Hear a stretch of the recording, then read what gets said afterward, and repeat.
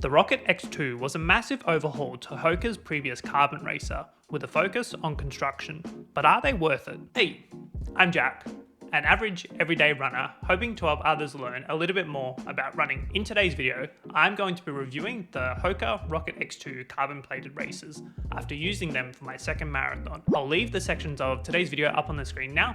Let's get into it. First up, let's do a bit of a shoe overview for the Rocket X2s. When it comes to the upper material of the shoe, it has been crafted with a mesh-like material that I believe has been engineered for both comfort as well as providing a snug fit for your runs. Now, obviously with carbon plated racers, they're as light as possible and for good reason as we try to improve our performance. But when it came to the upper material in particular, never had any issues of my foot sliding around or wriggling, and overall felt that I could still have my foot breathe over the course of my runs as the intensity increased. We get to the midsole of the shoe where a majority of the support comes from for this runner and is made of that premium foam-like feel that is both lightweight as well as ultra supportive over the course of any run that you take it on. The foam itself provides excellent cushioning for comfort as well as shock absorption, but also it maintains giving the shoe that bouncy, energetic feel that we all know and love when it comes to carbon plated racers. As my first carbon plated shoe,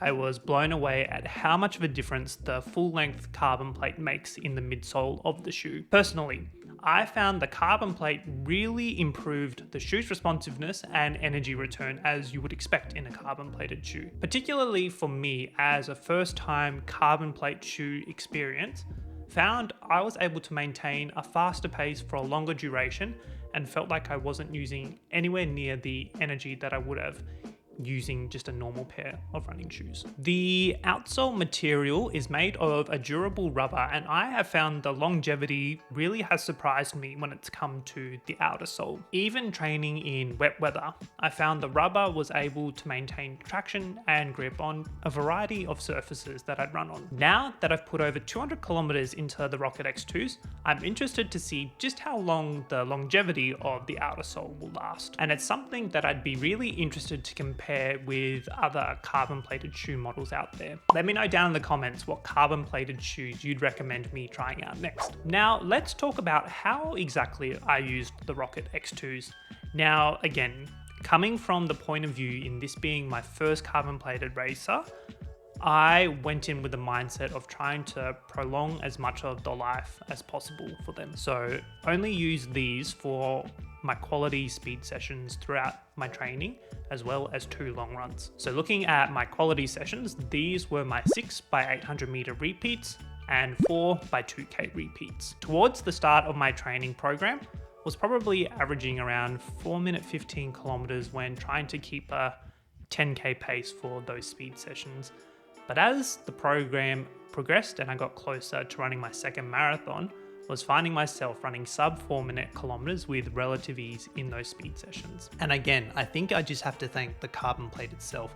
I didn't realize how much of an improvement it would make for me as a runner. Before purchasing these, I also had the goal of running my second marathon in carbon plated shoes. So tried on a variety of models out there, from the New Balance Fuel Cells, I believe they're called, to the Nike Alpha Flies and Vapor Flies, which personally I can't actually fit my foot in without it feeling like something's choking it. Whereas with the Hoka Rocket X2s, it fit my foot like a glove.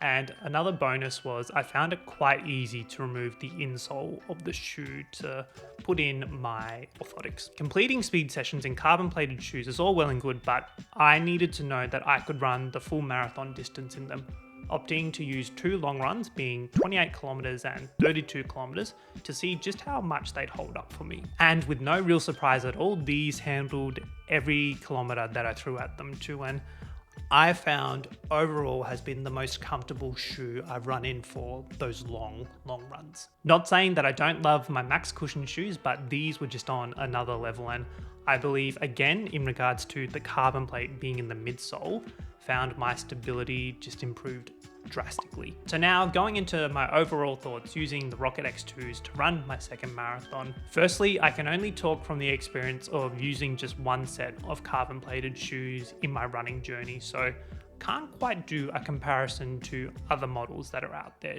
at this stage. For me, the Rocket X2 was a very stable shoe, and this was after trying multiple models in a running shoe shop close by to me. The Hoka Rocket X2 supported both my stride style as well as my ability to maintain my running form throughout my long runs as well as the marathon. You can also feel the rocker in this shoe. It makes you want to run fast, and furthermore, I stopped running in my first marathon not wearing carbon plated shoes, but I felt again, and I'm talking about this carbon plate almost exclusively for this video, was the reason I was able to run the entire distance of the marathon for the second time. The PEBA foam that makes up the midsole is also on another level.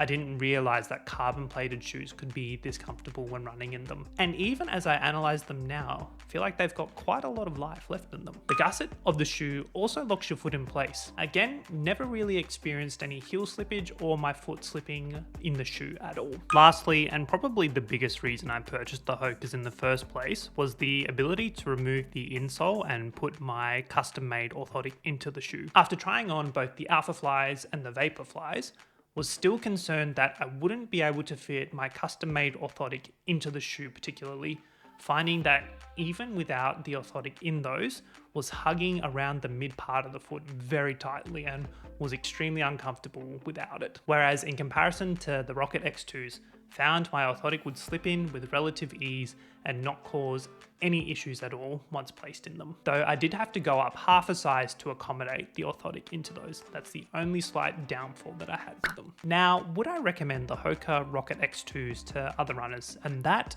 is an overwhelming yes. I have had an overwhelmingly positive experience using these shoes. In particular, managing to knock off 45 minutes off of my original marathon PB. And I guess the big reason and factor to that was being able to run the entire distance, and I think I have to thank these shoes for getting me there. Although they did come at an eye-watering price tag when first purchasing them at 380 Australian dollars.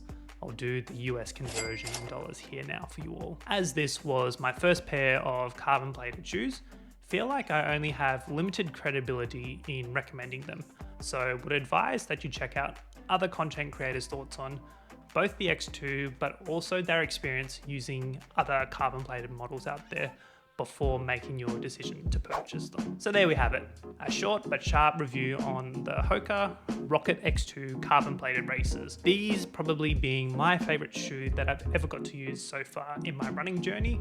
I also can't wait to explore the other carbon plated options out there on the market. So really keen to provide you all with an insight into my experience as I go on in this journey. Hope that you enjoyed today's video and that all is going well over on your side of the screen there. I'm Jack, and I'll see you next time. Catch up.